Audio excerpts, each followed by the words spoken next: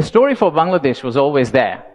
A lot of you already know about it. We have 180 million domestic market. We have a young population. Almost half of it is less than 25 years old. The middle and affluent class is about 35 million people, which is as big as the Malaysian total population. We have many, many other factors that has led to where we are today.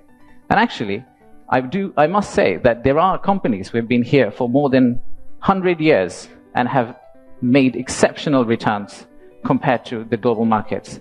So if you look at some of these companies who have actually operated in Bangladesh for a long, long time, the returns they have got in Bangladesh is actually significantly higher than the global average. And today, we also have a fantastic news that one of our own startups called ShopUp, the news came out about an hour ago in Bloomberg that the Saudi sovereign PIF, their investment arm called Sanabil Investments, they have actually co-led a round of $110 million along with Peter Thiel's Valor Ventures to invest in one of our own startup to go global. So let's give a big round of applause to ShopUp.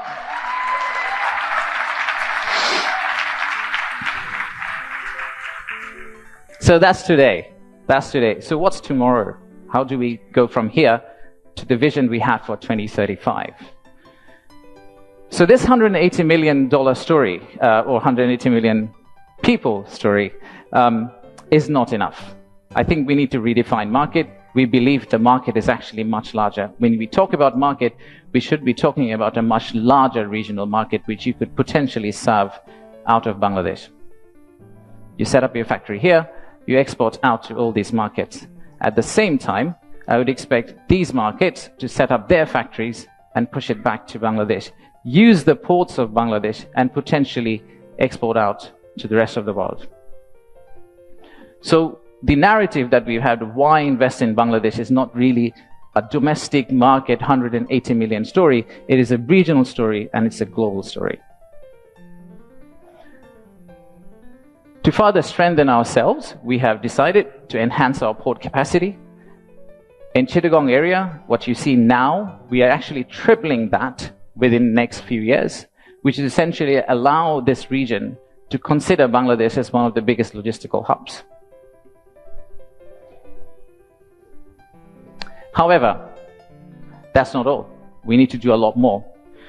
So at the beginning of interim government's period, we actually decided to talk to more than 200 CEOs and entrepreneurs who actually are doing business in Bangladesh today. And we wanted to understand how can we convert our critics into our ambassadors. They are the only ones who could potentially bring business for us. They are the only ones who, if they travel abroad and say Bangladesh is a great place for business, that's when we are likely to get more investment. So we divided all their complaints into two groups, or the solutions that came out of that complaints.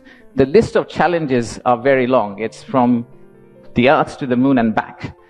But we whittled it down to a few action items, some of which are short-term wins, so some of that you see here, some of which are actually long-term policy reforms that we would like to also undertake and set the direction of travel for the country in the right course so that the incoming government, the next government, the political parties who come and start driving this economy, they can follow the same script for us. I'll give you a few examples. Let's start with, we talked about a true one-stop service. There are two elements of one-stop service. The first one is the human element, and then there is the digital element. In the human element piece, what we have decided to do is we are going to co-locate the primary agencies, the high touchpoint agencies for our investors in one location. So that instead of the investors walking around different ministries, and we have a lot of them in Bangladesh, they all come to one office and they end up meeting everyone. We've also decided, like banks, and I am from banking, I guess that helped, that we are going to set up a relationship management team under BIDA. What it would essentially do is, just like a corporate banking, relationship banking manager, he would hold hand of the investor and walk them around the landing process. Let's take another example. Our friends in National Board of Revenue helped us set up the authorized economic operator. It's essentially the green channel, or widely known as the green channel setup, where if you're a good customer, you are able to circumvent some of the custom checks and fast-track your process through the ports.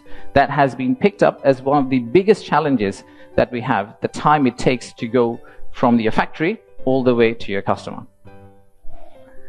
And finally, let me show you one more example of policy change. So as you all know, there are many government agencies. We also know there's private sector. The dialogue between private sector and government agencies has not necessarily always been the most collegial. So how do we break that apart? The first thing we need to do is to club the government agency into one. We need to show one face. We need to be one outfit for our customers, our investors, and then create a bridge between our private sector and the government of Bangladesh. So what we are planning to do is to set up a private sector advisory council that will actually counsel the head of state directly on a regular basis, essentially voicing the changes that they would want to drive the economy forward. So these are some of the examples of what we are planning to do. And if we are able to do that, we do believe that we will get to the end, the vision we have for 2035.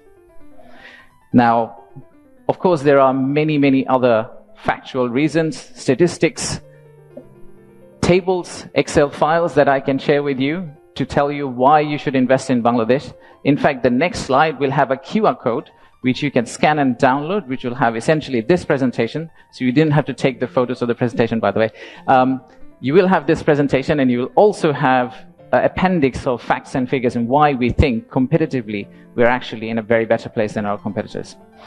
So please watch out for the QR code. But before I go there, I would really like to finish off with this. There are economic reasons to invest in Bangladesh, but I really don't want you to invest in Bangladesh for the economic reasons. If you really think about investing in Bangladesh, think about investing in Bangladesh because of the transformational journey you're going to be part of. For the odd mixture of warmth and resilience our people have, and our century-old culture paired with the shared values that we have with you. So I rest my case here. Thank you very much for coming, and enjoy the rest of the day. Thank you all.